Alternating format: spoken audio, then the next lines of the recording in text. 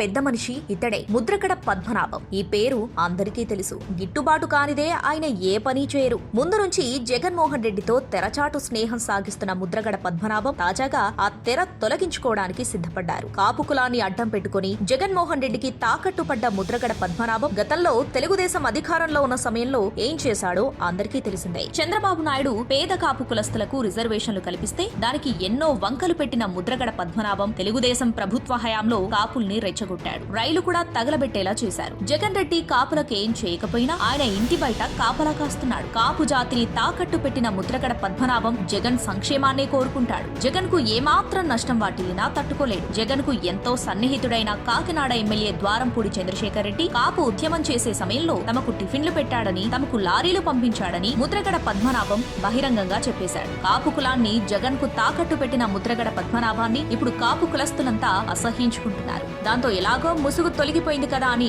ముద్రగడ పద్మనాభం ఇప్పుడు వైసీపీ కండువా కప్పుకోబోతున్నాడు. భారీగా డబ్బు ఖర్చు పెట్టుకుంటామని వస్తున్న వారి సామర్థ్యాన్ని తూకం వేసి ఇన్ఛార్జీలను మార్చేస్తున్న జగన్ రెడ్డి ముద్రగడ పద్మనాభం విషయంలో మాత్రం ఎదురు ఖర్చులు పెట్టుకుని ఎన్నికల్లో పోటీ చేయించాలని నిర్ణయించుకున్నారు. గతంలో పవన్ పై అకారణంగా నిందలేసి వైసీపీ ఎమ్మెల్యే ద్వారంపూడికి మద్దతుగా నిలిచి తన దారేంటో ఆయన చెప్పారు. కానీ అప్పట్లో ఆయన వైసీపీలో చేరే విషయంలో బెట్టు చేశారు. దీనికి కారణం ఎన్నికల్లో పెట్టుకోవాల్సిన ఖర్చేనని చెబుతున్నారు. డబ్బులు కూడా తమనే పెట్టమంటున్నారని క్లారిటీ రావడంతో అప్పట్లో వైసీపీ సైలెంట్ అయింది. ఇప్పుడు టీడీపీ జనసేన పొత్తులపై స్పష్టత రావడంతో ఆయన అవసరం చాలా ఉందనుకుంటున్న జగన్ సరే అని రాయబారం పంపారు. దీంతో ముద్రగడ పార్టీలో చేరిపోయేందుకు రెడీ అయ్యారు. జనవరి 1వ తేదీన తన ఇంట్లో నూతన సంవత్సర వేడుకలు నిర్వహించి ప్రకటన చేయనున్నారు. వైసీపీ హైకమాండ్ ఆయనకు పెద్దాపురం సీటును ఆఫర్ చేసినట్లుగా తెలుస్తోంది. గత ఎన్నికల్లో పెద్దాపురం నుంచి తోట నరసింహం భార్య పోటీ చేశారు. ఈసారి తోట నరసింహునికి జగ్గంపేట టికెట్ ఇవ్వాలని వైసీపీ హైకమాండ్ నిర్ణయించింది. కాపు రిజర్వేషన్ల ఉద్యమకర్తగా ముద్రగడ వ్యవహరించారు. కానీ చంద్రబాబు ఇచ్చిన రిజర్వేషన్లను తీసేసిన వైసీపీ పార్టీలోనే చేరుతున్నారు. కాపుల్ని ఇంతకన్నా